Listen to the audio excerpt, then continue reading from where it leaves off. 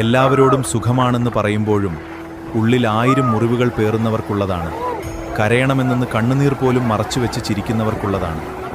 ഓർക്കുക, നിന്റെ മൗനം ദൗർബല്യമല്ല, നീ കടന്നുപോകുന്ന പോരാട്ടത്തിൻ്റെ തെളിവാണ്.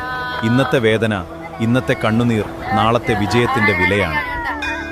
അതുകൊണ്ട് സ്വയം കൈവിടരുത്.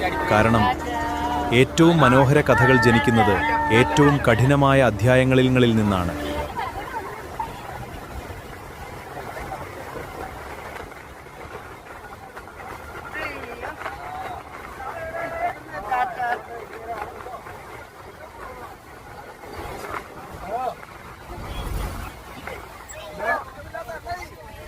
பருந்து